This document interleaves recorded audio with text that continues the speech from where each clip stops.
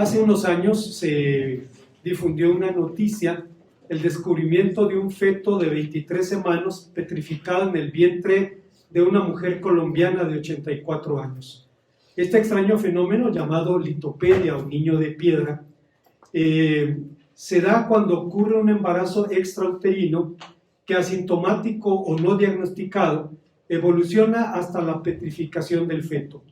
Todos los rasgos del embrión eran reconocibles en las placas de rayos X, a pesar de que tenía 40 años en el vientre de la madre. Pero no se desarrolló. Permaneció como la imagen inerte de un futuro que nunca llegó.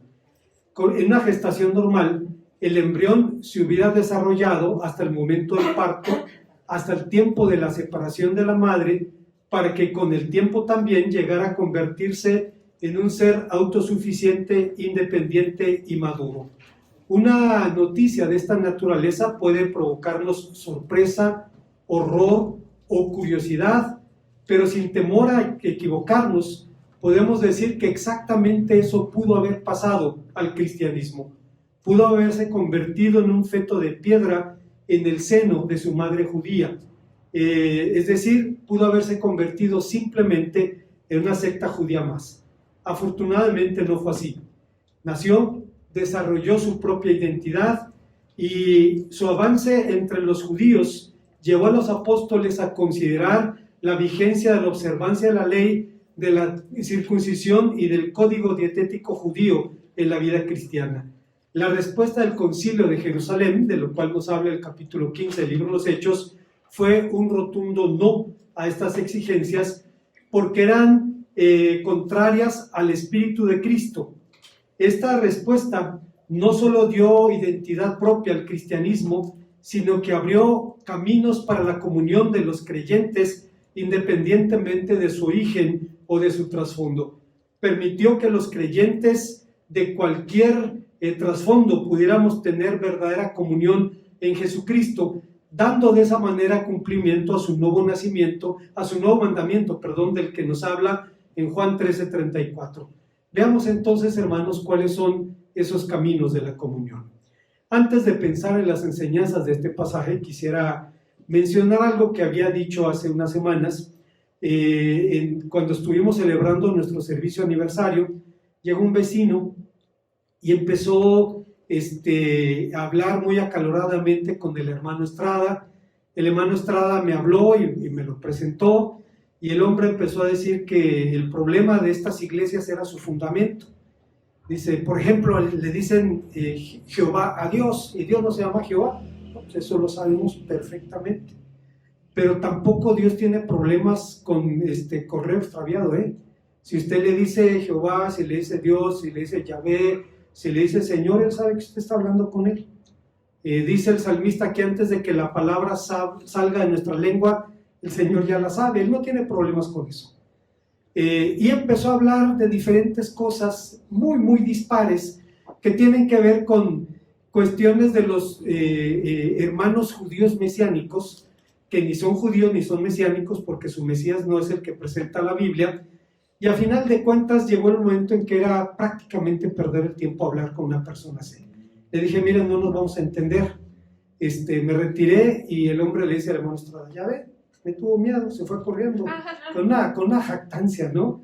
Esto, hermanos, es la primera vez que lo vivo de manera personal, pero no es la primera vez que ocurre en nuestro mundo evangélico.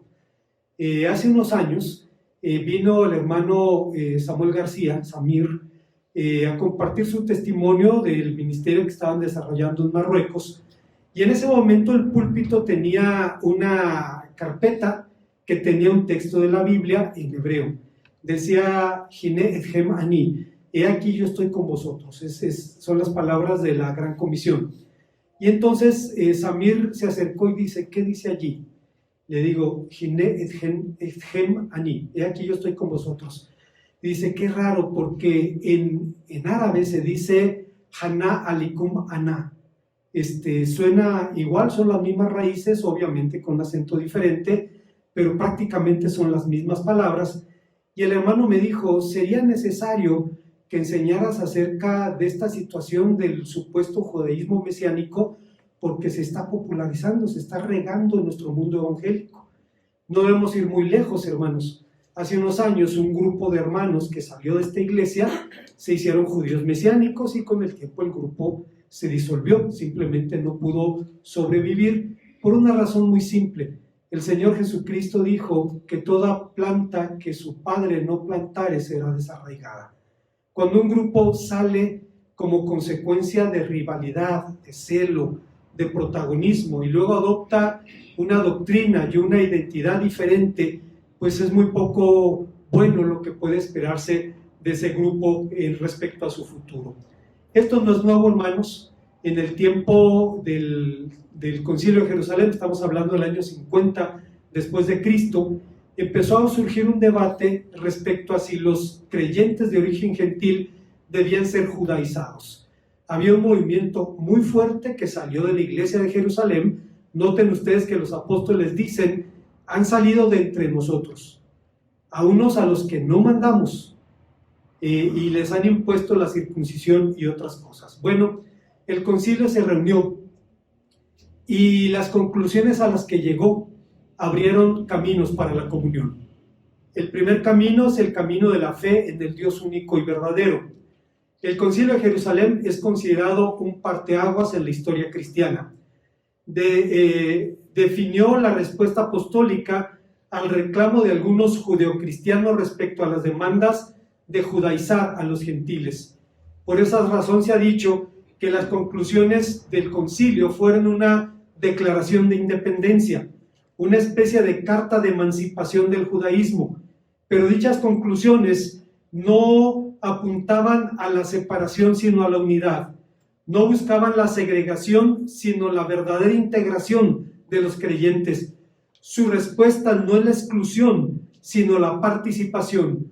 Buscaban abrir caminos para la comunión de los creyentes independientemente de su trasfondo o de su origen.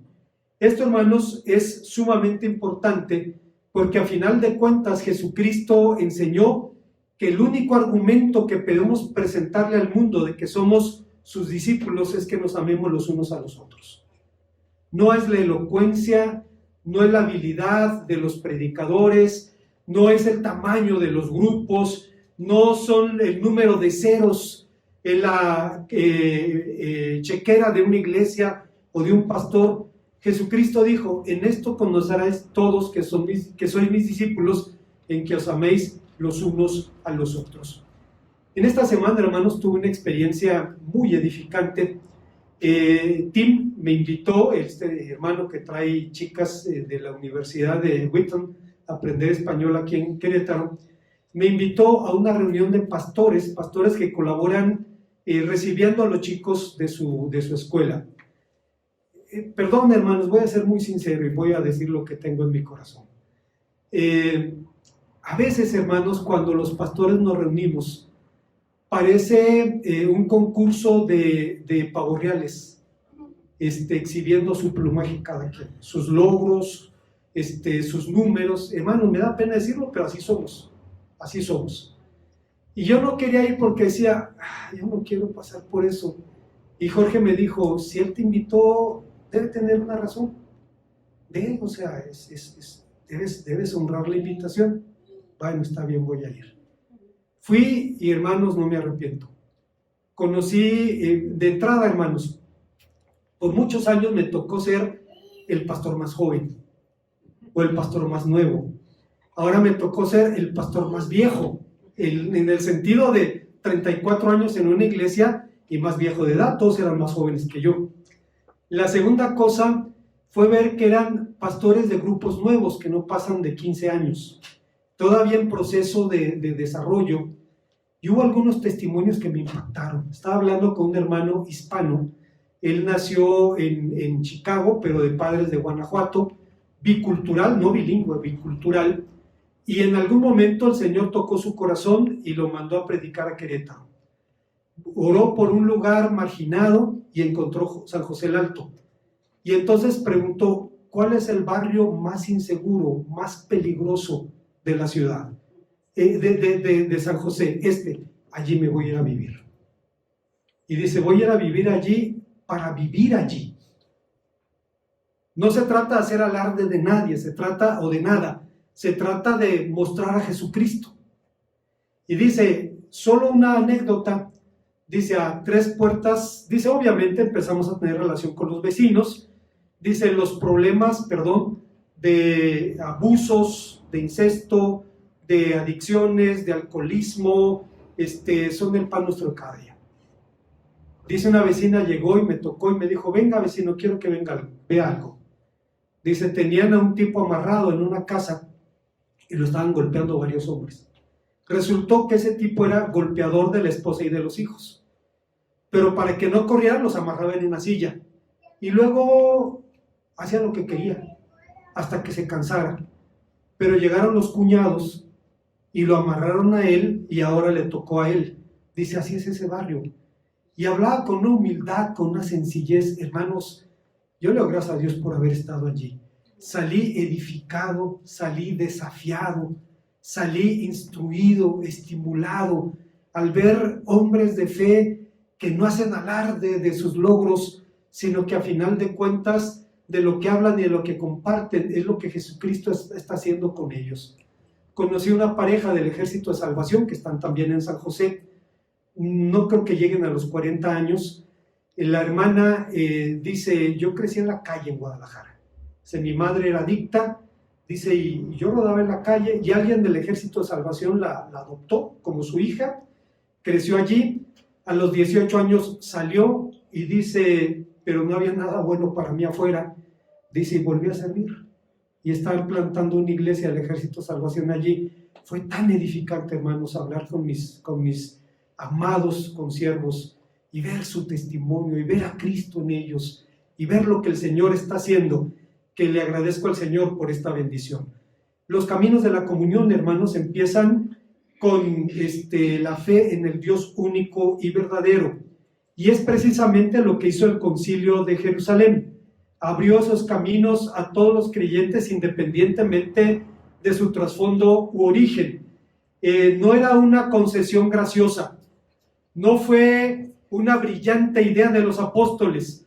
Los apóstoles simplemente sabían que el Espíritu Santo, que es más santo y más sabio que nosotros, fue dado indistintamente a judíos y a gentiles. Entendieron que la renovación del pacto de David haría que los pueblos buscaran a Dios, como dice Hechos 15:17. La Biblia enseña que Dios ama al mundo y que nunca ha dejado al mundo sin testimonio de sí. ¿Cuántas personas de otras culturas han llegado a los pies de Cristo de maneras insospechadas? Ahora los teólogos cristianos están de acuerdo en un hecho. En cualquier religión del mundo, no importa el nombre que tenga, lo correcto o lo bueno que puedan tener viene de Dios. Viene de Dios. Y entonces podemos ver gente en el mundo islámico que de pronto tiene experiencias que cambian sus vidas y los convierten, como dicen ellos, en discípulos del Mesías. La Biblia enseña que Dios ama al mundo y nunca lo ha dejado sin testimonio de sí, y evidencia esta realidad es la forma como muchos hombres se preguntaban por Él. Claro, no todos los hombres, no somos los hombres quienes buscamos a Dios, porque Dios no está perdido. Es Dios quien nos ha buscado a nosotros, porque los perdidos somos nosotros. Y puedo recordar las palabras de Agustín de Hipona, que lo expresó de manera muy simple: busca sin que te falte cosa alguna, recibes lo que hayas sin jamás haber perdido nada. Es cierto, así es nuestro Dios. Ante el surgimiento del cristianismo, algunos intelectuales griegos, y antes del cristianismo, cuestionaban el crudo politeísmo popular, los asesinatos, los adulterios, las mentiras, las crueldades atribuidas a las deidades míticas fueron denunciadas de forma implacable ante las masas, denuncias que sacudieron al mundo preparándolo para el encuentro con Jesucristo. Pero estos hombres daban palos de ciego.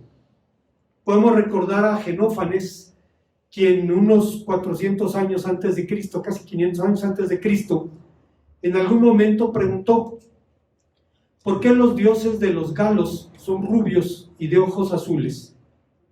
¿Por qué los dioses de los etíopes son chatos y negros? Si las vacas y los caballos tuvieran dioses, ¿cómo serían? Si tuvieran manos y les pidiéramos que pintaran a sus dioses, serían vacas y caballos. Pero tengo la sospecha de que estamos haciendo a Dios a nuestra imagen y a nuestra semejanza. Y si Dios existe, debe ser muy diferente a nosotros. Hermanos, era un burro flautista. Estaba dando palos de ciego, pero finalmente estaba llegando al conocimiento de la verdad.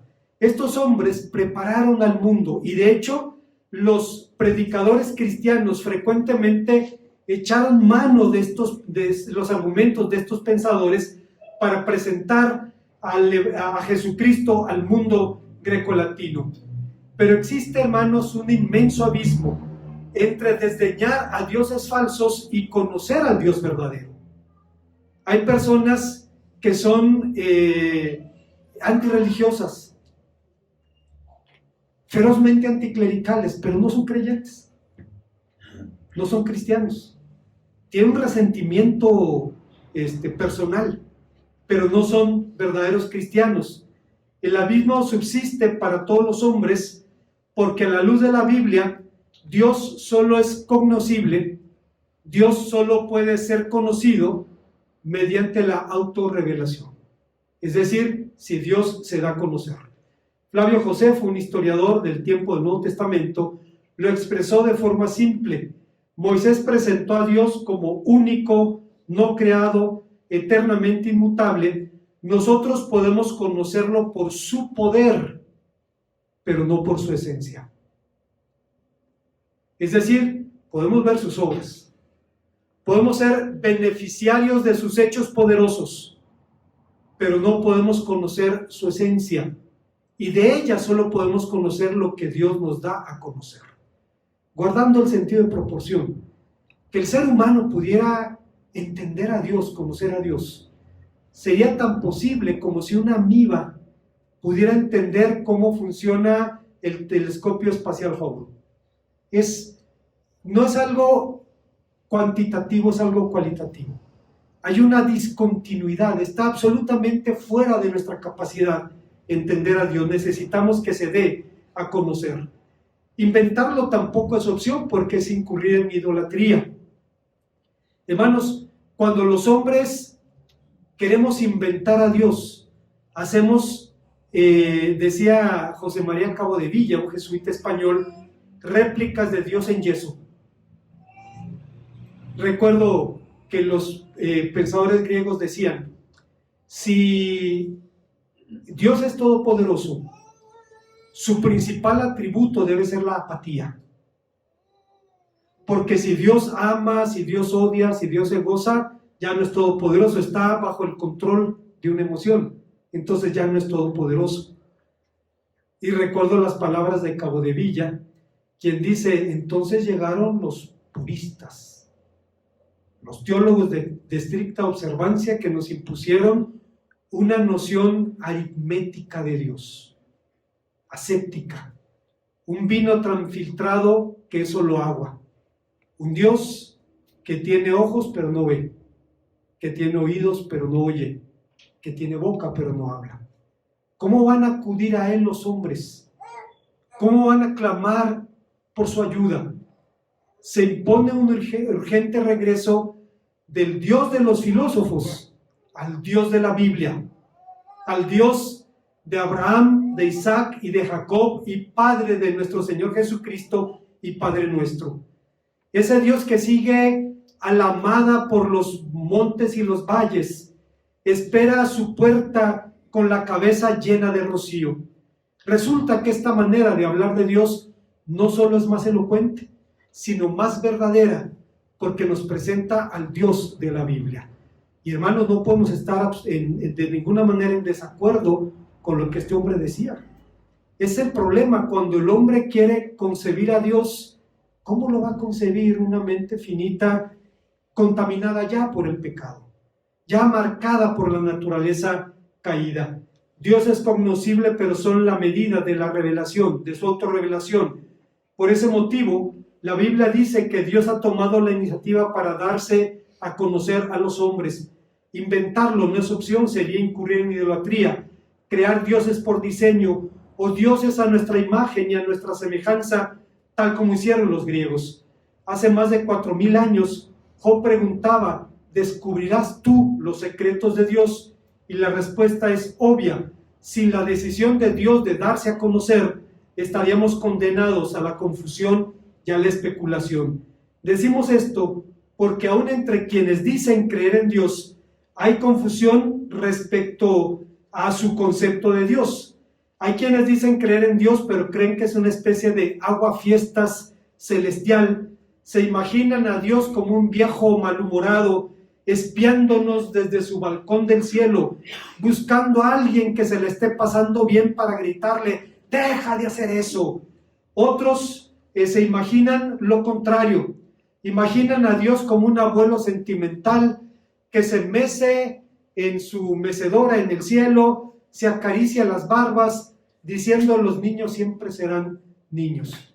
Y creen que a final de cuentas, hagamos lo que hagamos, todo se arreglará, porque Dios es un Dios de amor. Hay otros más, hermanos, que creen que Dios es como una bola de fuego y los seres humanos como una chispa que en algún momento tenemos que volver a la bola de fuego. Herbert Spencer fue uno de los padres del agnosticismo. Hace unos 50 años dijo que hasta donde se sabe, nunca ha habido un testimonio de un pájaro que haya salido del mundo para ir al espacio sideral. Y entonces llegó a una conclusión: lo finito no puede penetrar lo infinito. Y estamos de acuerdo. Pero el error de Spencer fue no considerar la otra opción. Y la otra opción es que lo infinito penetrara lo finito. Y el Evangelio de Juan dice: y aquel verbo se hizo carne, y vimos su gloria, gloria como del unigénito del Padre, lleno de gracia y de verdad. Y fue el momento en que Dios irrumpe en la condición humana, en la situación del hombre, para darse a conocer. Por esa razón, Michael Green dice: mientras los filósofos griegos podían decir muy poco acerca del sublime Dios hacia el cual se movían dando tumbos, los judíos no experimentaban en absoluto esa dificultad. Platón había dicho: hallar al Hacedor y al Padre del Universo es una dura tarea, y cuando lo encuentras, resulta imposible darlo a conocer a la gente. Pero los judíos no tuvieron que buscar a Dios. Fue Dios quien salió al encuentro del patriarca Abraham, prometiéndole crear una nación de su simiente y haciéndolos depositarios del conocimiento, del amor, del temor de nuestro Dios. Regresando a nuestro asunto, el Concilio de Jerusalén reiteró la importancia de guardarse de la contaminación de los ídolos. Sin embargo, como hemos visto muchas veces, la idolatría no tiene que ver solamente con el culto a imágenes. Lo he mencionado en otras ocasiones. Un jesuita español, vive en Paraguay, José Carabias, escribió un libro sobre la idolatría que debe ser un libro de texto para los evangélicos, aunque lo escribió un autor católico. Dice que cuando los evangélicos llegaron al pueblo donde él estaba, había una presión muy grande, dice, porque los evangélicos acusaban de idolatría a los católicos. Entonces la gente de su parroquia le pidió que escribiera sobre el tema. Y dice José Luis Carabias: yo tenía miedo. Dice: tenía miedo con lo que iba a encontrar si estudiaba la Biblia. Dice: y no pude evitar la tarea, la tuve que hacer. Y llega a dos conclusiones. La primera, y es un párrafo, y al parecer, a la luz de la Biblia, el uso de imágenes sí tiene que ver con idolatría, punto. Ya no hablo más de eso. Y luego habló de la parte importante, que es la idolatría en nuestro tiempo. Y dice: muchos evangélicos que nos acusan de idólatras, dice, Ellos mismos son idólatras, de ahí la teología de la prosperidad. ¿Cuál es su ídolo? El dinero. El dinero. Y llegó a una conclusión en la que nos permite ver que es una realidad de nuestro tiempo. En estas condiciones, hermanos, el asunto de la idolatría nos enfrenta a valorar la idolatría moderna. No solo es uno de los valores supremos de nuestra cultura, estamos hablando del materialismo. En los últimos años se ha elevado a pseudo profetas de la prosperidad al rango de la meta suprema de la vida cristiana. La codicia es el nuevo Baal que pone a prueba nuestra fidelidad. Muchos creen que tienen a Dios y todo lo que necesitan, decía Martín Lutero hace 500 años, si tienen dinero. Dice, y bienes, en ellos confían, de ellos se jactan tan firmemente y con tanta seguridad que no se preocupan de nada. Ellos tienen su Dios, se llama Mamón, es decir, el Dios del dinero, los bienes materiales, y sobre ellos ponen su corazón. Este es el ídolo más popular sobre la faz de la tierra. Ya lo decía Lutero hace 500 años. En suma, así como el patriarca Isaac reabrió los viejos pozos que había abierto su padre Abraham en Génesis 26:17, el primer concilio de Jerusalén reabrió también la antigua senda del patriarca, la senda de la fe, para que en ella llegasen a ser benditas todas las familias de la tierra. Nuestros mayores entendieron que la fe en el Dios único y verdadero es el primer camino para la comunión, para la verdadera comunión de los creyentes, como el apóstol San Pablo decía en su carta a los Efesios, un cuerpo, un espíritu, como fuisteis también llamados a una misma esperanza de vuestra vocación, un Señor, una fe, un bautismo, un Dios y Padre de todos, el cual es sobre todos, en todos y por todos. El Concilio de Jerusalén llegó a una segunda conclusión. Entendió que el segundo camino para la comunión es el camino de la santidad.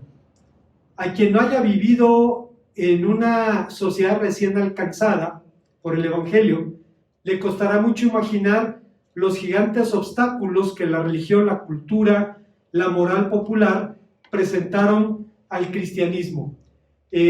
Damos casi por sentado en que vivimos en tiempos tan complicados que nos resulta difícil entender que nuestros mayores en la fe la tuvieron todavía más difícil.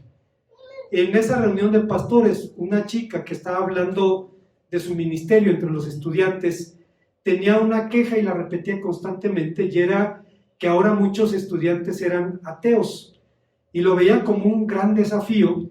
Obviamente yo no iba a intervenir porque era su participación, pero hermanos, conozco muchos antiguos comunistas que son excelentes cristianos, antiguos ateos que sirven a Dios con todo su corazón. Recuerdo a Jaime García Merino, quien tenía un grupo paramilitar en Oaxaca, estaban haciendo una guerrilla, cuando llega el Evangelio, y entonces se convierte en un grupo de combatientes por Cristo, de combatientes por el Evangelio. La verdad, habiendo salido de ese trasfondo, no me espanta la palabra ateísmo, en lo más mínimo, pero hermanos, todavía está la mentalidad de la Guerra Fría, el comunismo, el ateísmo, hermanos, Dios sigue siendo Dios, Dios sigue estando en el control, y en las trincheras no hay ateos, y la vida está llena de trincheras. Hay momentos, hay puntos de inflexión en los que te ves obligado a voltear y decir, no sé si estoy hablando con alguien que esté allí, pero si estás allí, respóndeme. Y lo hace, y lo hace. Bueno, hermanos, no es más fácil para nosotros que para nuestros mayores. Sin embargo, no hay dudas de que bajo las condiciones y circunstancias del primer siglo, la tarea evangelizadora de nuestros hermanos fue complicada. A donde quiera que los cristianos iban, eran resistidos como disolutos, ateos, depravados. En su mensaje predicaban a un criminal crucificado. ¿Y quién se le ocurrió semejante idea para tratar de ganar al mundo? Se le ocurrió a Dios y lo gana con ese mensaje. Para los griegos, la historia mostraba la estupidez de esta fe, y para los romanos su debilidad e ineficacia, mientras los judíos no podían aceptarla de ninguna manera. Lo mismo que judíos que gentiles, los cristianos eran ofensivos y por causa de sus doctrinas, tanto por la conducta que se les atribuía. Pero aun si alguien descubría que esas acusaciones eran falsas, no se hacía cristiano automáticamente. Hay personas que pueden simpatizar con la iglesia y con los cristianos y aún así no quieren ser cristianos. Yo recuerdo en la Ciudad de México, visitaba a una familia, el hombre no era creyente, la mujer sí, y me llevé la sorpresa cuando hablé con el hombre que me dice, no, yo no le impido de ninguna manera que vaya a su iglesia. Yo la dejo que vaya a su iglesia, yo la animo, porque yo sé que si Dios la bendice, ella me va a bendecir a mí. Y lo que Dios le dé a ella me va a alcanzar a mí. Era un tipo listo, ese era un tipo inteligente, y decía, si al menos no estorbo, dice, Dios la va a bendecir y yo también voy a alcanzar de esa bendición. Ella respetaba a la iglesia, a los cristianos, pero él no quería ser cristiano, no tenía ese propósito. En estas condiciones, hay personas que admiran, pero no quieren convertirse en uno de ellos. Por otra parte, la moral grecolatina era escandalosa. Eran culturas saturadas de erotismo, de violencia, del culto al placer, al cuerpo, al dinero, al poder. La moral cristiana resultaba igualmente inadmisible para los paganos. Las altas demandas morales del Evangelio se convirtieron de hecho en un poderoso obstáculo para la comunión con los paganos. Cuando era misionero en la Ciudad de México, un día hablé con un hombre y me dijo, no, yo si quieres acepto a Cristo y todo lo que tú dices, pero no voy a dejar de fornicar, no, síguele por donde vas, Dios te bendiga. No, o sea, ¿para qué lo quiero en la iglesia, no? Está bien, Dios te bendiga, síguele por ahí. Nada más recuerda lo que te dije y espero que un día Dios toque tu corazón. Dios te bendiga, Dios. O sea, hermanos, ¿para qué quiere meter gente hacia la iglesia? Va a ser chuza en la iglesia. Bueno, así era la realidad, pero no solo representaba un desafío para los paganos, incluso los propios conversos luchaban por sujetarse al estilo de vida que Jesucristo demandaba a los suyos. Esa es la razón por la que buena parte del Nuevo Testamento se ocupa de exhortar a los cristianos de origen gentil a abandonar su antigua forma de vida. Y recuerdo, hermanos, al hermano Odilon Rodríguez. Era un predicador de la iglesia en Querétaro. Era un hombre salvaje en su predicación. Él no andaba por las ramas. Y una vez estaba predicando en un pueblo, leyendo aquel pasaje donde Pablo dice, adúlteros, ladrones, y el hermano Odilon tenía la Biblia en la mano y predicaba a un grupo de gentes. Miren lo que dice la palabra de Dios. Adúlteros, de esos era yo. Ladrones, de esos eran yo. De los que se echan con varón, de esos yo no era, dice. Pero de los demás sí, dice. Todo lo demás sí. Hermanos, esa era la realidad en el mundo pagano. Y aún los cristianos tenían que esforzarse por salir de esto. El Concilio de Jerusalén reiteró la vigencia de la pureza moral para los cristianos, pero es claro que pretendía mucho más que una nueva moralidad. Por moral se entiende comúnmente las reglas o las normas o las costumbres que rigen la conducta humana, pero el mensaje cristiano no apunta a reglas, no apunta a costumbres, no apunta a normas, apunta a una persona, apunta a Jesucristo, a la palabra de Dios encarnado.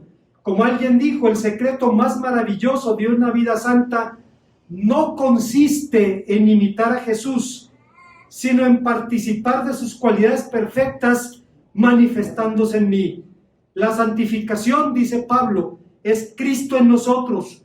Es su maravillosa vida que se imparte por fe como un don soberano de la gracia.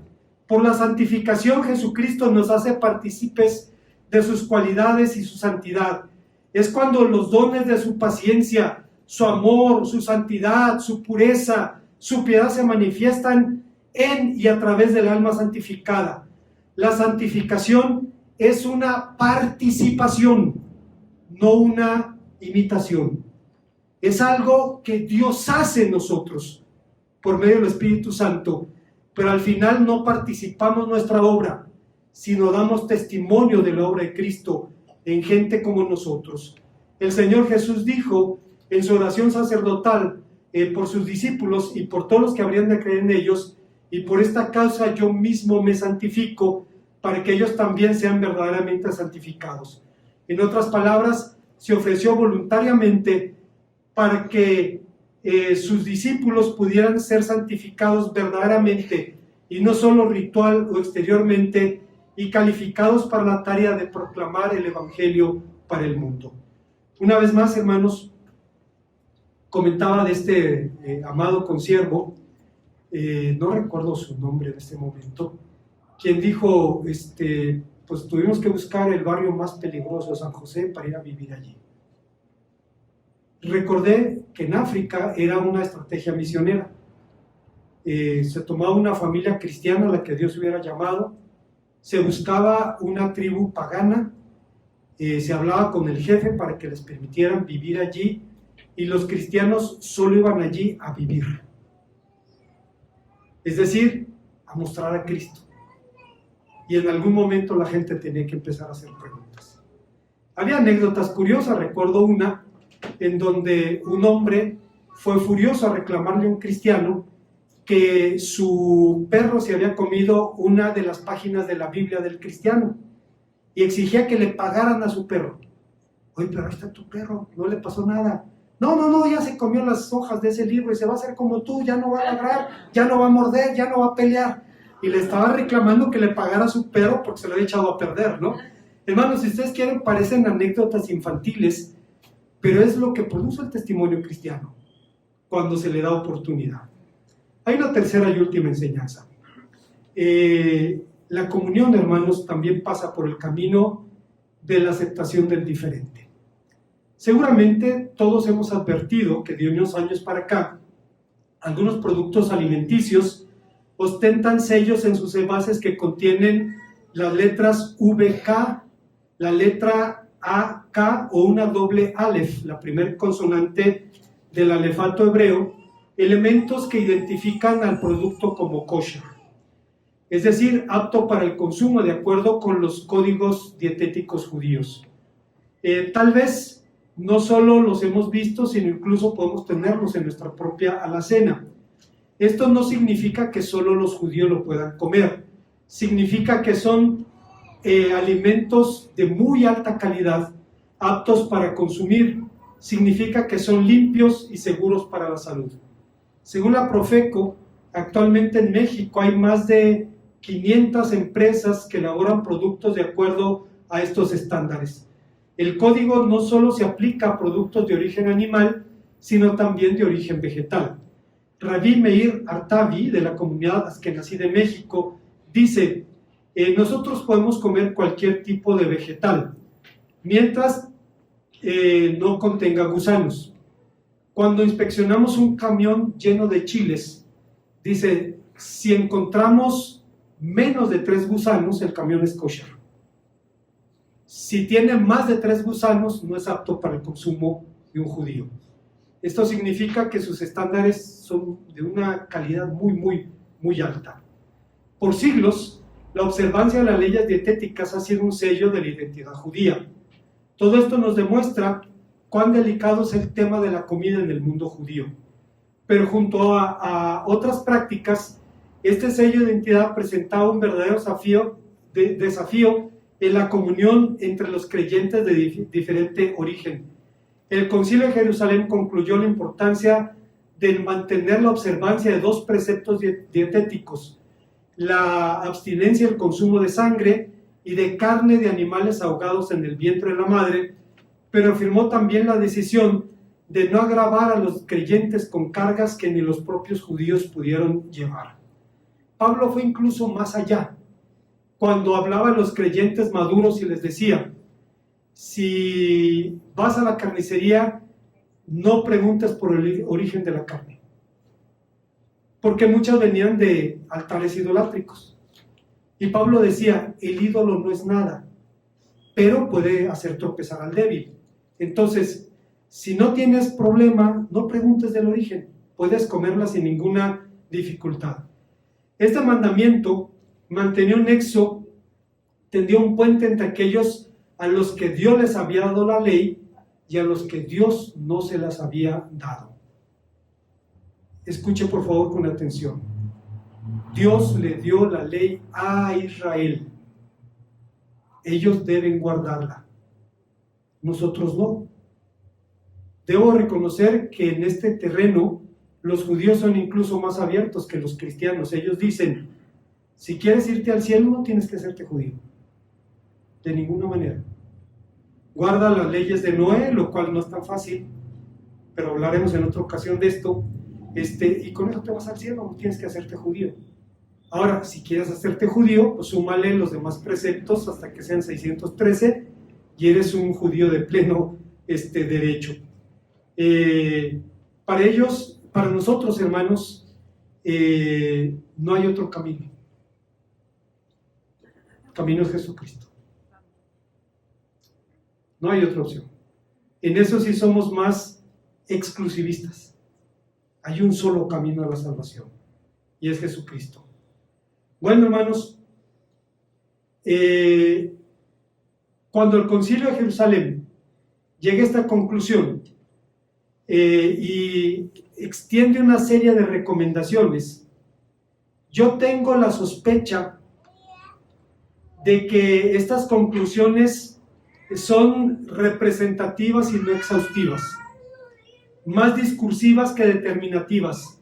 Apuntan a la actitud ante los desafíos de la diversidad, a establecer no establecer una suerte de ley de los medos y los persas en cuestiones dietéticas. Cifran las actitudes con las que debemos tratar a los demás con el amor de Cristo. El puente construido por el concilio es solo un ejemplo del espíritu con el que tenemos que relacionarnos con el diferente, con el que piensa, siente o actúa de manera distinta con nosotros. La comunión es una realidad del espíritu, la obra sobrenatural que posibilita llegar a ser uno con el hermano, aun cuando provenga de un trasfondo distinto. A veces las iglesias, hermanos, invierten recursos para reuniones sociales. No estoy diciendo que sea algo malo, pero piensan que la comunión se logra a billetazos o a tortillazos. Y hermano, la comunión es del Espíritu. Es del Espíritu. Y es algo que Dios ya nos ha dado. Debemos cultivarlo.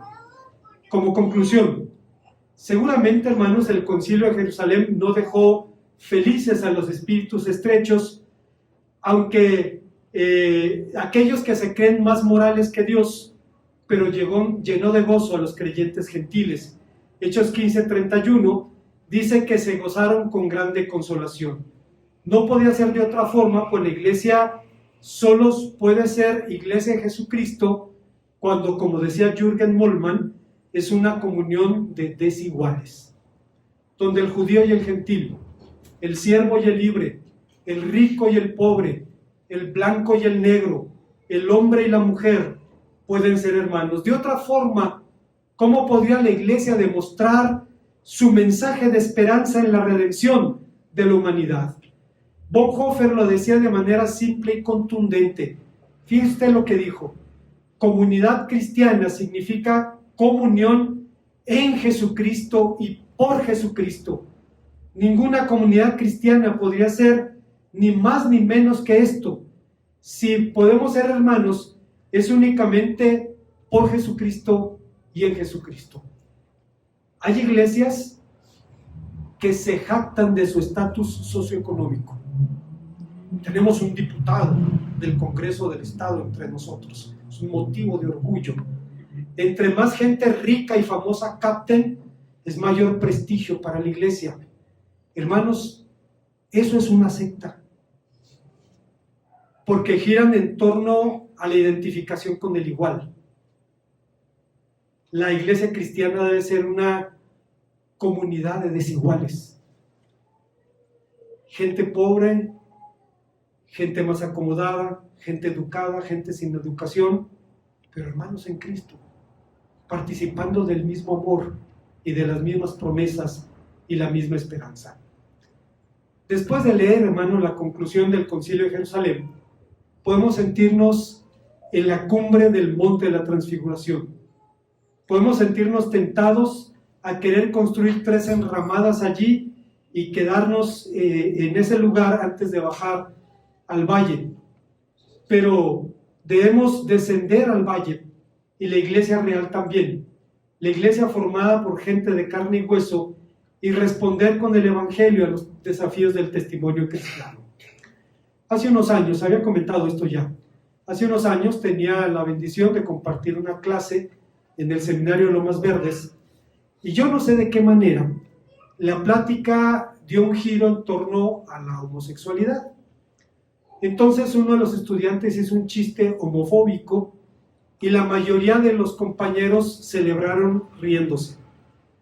Estaba allí el pastor Elías Ramírez, que fue vicepresidente de nuestra convención hace algunos años, todavía era estudiante. Una historia muy interesante de ese hombre.